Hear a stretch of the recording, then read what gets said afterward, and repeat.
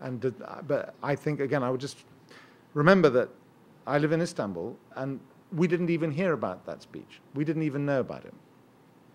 First time I hear that it was so spiky. I don't know what that means. Maybe I'm just a bad observer, but you know, it's overshadowed by the dispute between the American and Turkish ambassadors. Yeah. Which I suspect did make the newspapers. Yes, that was mentioned, but. I would like to add to that, and maybe I would like to hear what you have to say.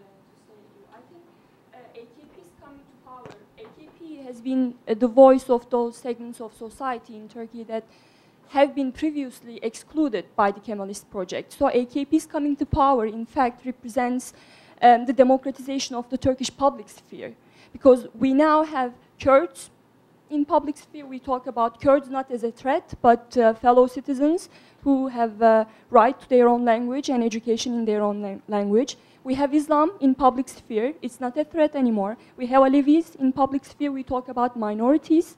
And this is partly because of the EU process. So we see different actors, Kurds, Islam, minorities, as being legitimate actors in public sphere. So Islam and Kurds are not a threat anymore.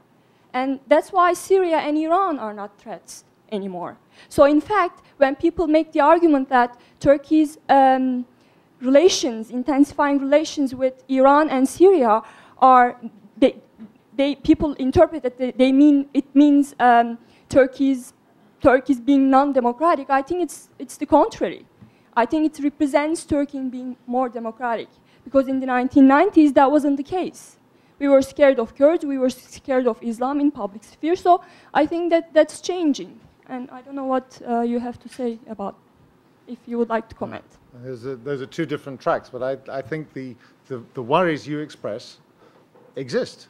And the question is that in the best interest of Mr. Erdogan? That's for him to decide, but the more he undermines his potential support among his traditional friends, I think the more exposed he becomes. But that's his decision, and he thinks that's where he wants to be. But I think that the center of gravity in Turkey is definitely not that. Thank you. I will take one last question. Thank you. This is Ardeniz Şan. I'm a counselor at the Turkish Embassy. And I have just a little comment. I think it will be a mistake and unfair to say that Turkey is heading towards the Middle East or returning towards the Middle East, because, as you know, Turkey is, according to our opinion, is already in the Middle East, in the Balkans, in Europe, and in Caucasus. You know, I think we should see this particular side of Turkey.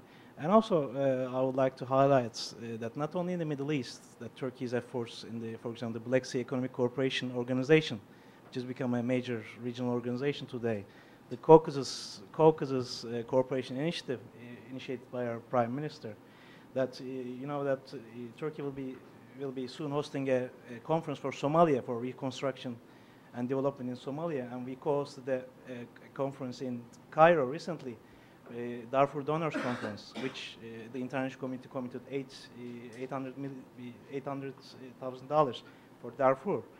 And also, maybe you're aware of the Serbian parliament's recent decision about the Srebrenica, what happened in Srebrenica, that it has the signature of the Turkish Foreign Minister Davutoglu, that this is a multidimensional foreign policy. It's not going anywhere. It's Turkey, you know, it is trying to contribute to the peace and stability in its region and beyond. So I think, I mean, it would be also a good thing to look at the full picture, you know, and to see that where Turkey is going. It's becoming a regional power with a booming economy, as Mr. Pope says. And thank you for you. Phew. Well, thank you all, and let's give a 5-minute break. Okay.